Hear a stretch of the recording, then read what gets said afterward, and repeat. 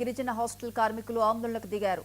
IFTU, CITU, ఏఐటియుసిఏల ఆధ్వర్యంలో చేపట్టిన ఈ నిరసనలో 8 నెలలుగా పెండింగ్ లో ఉన్న వేతనాలు చెల్లించాలని డిమాండ్ చేశారు. కనీస వేతనం కింద 26,000 రూపాయలు ఇవ్వాలని విజ్ఞప్తి చేశారు. ప్రభుత్వ హాస్టళ్లలో పనిచేసే కార్మికులకు జీతం పెంచాల్సింది పోయి తగ్గించడం ఏంటని ప్రశ్నించారు.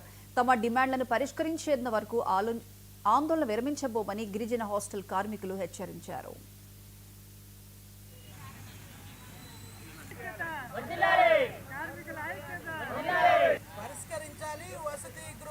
గృహాల్లో చదువుతున్నటువంటి విద్యార్థులకు భోజన నిమిత్తం ఇక్కడ కార్మికులు పనిచేస్తున్నటువంటి పరిస్థితి ఉంది. ఇక్కడ వసతి గృహాల గిరిజన గురుకులాలలో కనీసం 35 సంవత్సరాల నుంచి కాంట్రాక్ట్ బేస్ మీద ఇక్కడ ఉద్యోగాలు చేస్తున్న పరిస్థితి కూడా మనం చూస్తున్నటువంటి పరిస్థితి ఉంది.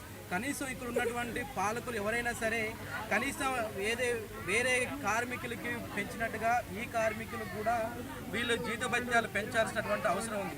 జీతభత్యాలు పెంచకుండా వసతి గృహాల్లో ఒక్కొక్క వసతి గృహానికి సంబంధించి విద్యార్థులు 500 నుంచి 600 మంది విద్యార్థులు ఇక్కడ విద్యను అభ్యసిస్తుంటే కనీసం ఒక్కొక్క వసతి గృహానికి సంబంధించినటువంటి కార్మికులను రెగ్యులరేషన్ చేయకుండా ప్రైవేటుగా కాంట్రాక్ట్ బేస్గా అవుట్సోర్సింగ్లో తీసుకొని వీళ్ళ చేత పని చేయించుకున్నటువంటి పరిస్థితి ఉంది. కాబట్టి తక్షణమే వీళ్ళు ఏదైతే డిమాండ్లు ఉన్నాయో న్యాయమైనటువంటి డిమాండ్లని తక్షణమే ప్రభుత్వం పరిష్కరించి వాళ్ళకి నెలకి 26,000 రూపాయలు జీతం ఇవ్వాల్సినటువంటి అవసరం ఉంటుందని చెప్పని మేము ప్రాతినిధ్యం వహిస్తూ ఉన్నారు. ఖమ్మం నడిబొడ్డున ఉన్నటువంటి ఈ సమస్యను ఏదైతే ట్రైబల్ హాస్టల్లో పనిచేస్తున్నటువంటి కార్మికులు ఉన్నారో ఆ కార్మికులకు కనీస గుర్తింపులో కూడా ఈరోజు తీసుకురానటువంటి పరిస్థితిలో ఈ ఖమ్మం జిల్లాలో ఉన్న 3 మంత్రులు ఉన్నారు.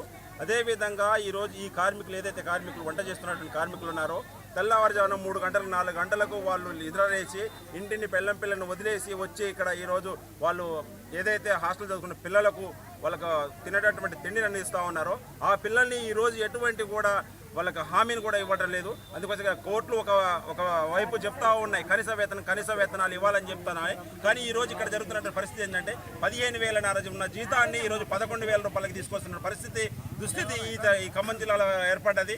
వెంటనే వీటి మీద అధికారులు ఎవరైతే ఉన్నారో అధికారులు స్పందించేసి కార్మికులకు న్యాయం చేయాలని, కార్మికుల సమస్యలు పరిష్కరించాలని, పర్మనెంట్ చేయాలని చెప్పేసి అవుట్సోర్సింగ్ జీతం 15,600 ఇచ్చారు. ఈఎస్ఐ పిఎఫ్ ఉన్నది. అయితే కొన్నాళ్ళు అయిపోయిన తర్వాత 2021 నుంచి అప్పటిదాకా అవుట్సోర్సింగ్ జీతం ఇచ్చారు మాకు. తర్వాత 2022 నుంచి మీకు అవుట్సోర్సింగ్ జీతం రాదు, ఇది క్యాటరింగ్ కింద ఉన్నారు, మీరు క్యాటరింగ్ కింద పనిచేస్తారు మీరు అని మమ్మల్ని ఆ క్యాటరింగ్ జీతం ఇస్తున్నారు. 11,200 చొప్పున ఇస్తున్నారు. మాకు ఆ జీతం వద్దు, పాత జీతమే కావాలని మేము కమిషనరేట్కి పోయినాం, సెక్రటరీకి పోయినాం, మళ్ళీ డీడీ సార్ని కలిసినాం, కలెక్టరేట్ కలిసినాం. అయినా కూడా మా సమస్య ఇప్పటిదాకా మాకు తీరలేదు. కాబట్టి ఇప్పుడు మెనూ చాట్ పెరిగింది పిల్లలకి. మొత్తం నెలకి వారానికి 2 సార్లు చికెను, బోండా, పూరి, చపాతీ, ఇడ్లీ. మేము ఎప్పుడు ఇడ్లీ చేయాలంటే 4ంటికి లేచి రావాలి. లేచి వచ్చి ఇడ్లీ చేసి 450-500 మంది ఉన్నారు ఒక ఇన్స్టిట్యూట్లో. అయినా కూడా మేము మా పిల్లల్ని వదిలేసి, ఇప్పుడు భర్త ఉన్నోళ్ళు కూడా భర్తను ఆ టైంలో వదిలేసి వచ్చి ఈ వేరే పిల్లలు ఉన్న హాస్టల్లో ఉన్న పిల్లలకి చాకరీ చేసి వండి మంచి టేస్టీగా వండి పెట్టినా కూడా ఏదైనా చిన్న విషయం ఉన్నా మమ్మల్ని అరుస్తారు. బాత్రూమ్ లెటర్లు స్కావెంజర్ లేరు ఏ హాస్టల్ అయినా. బాత్రూమ్ లెటర్ మొత్తం మాతోనే పని అయిపోయిన తర్వాత మాతోనే గడిగిస్తున్నారు. అందుకనే ఇప్పుడు మా సమస్య యుగనైనా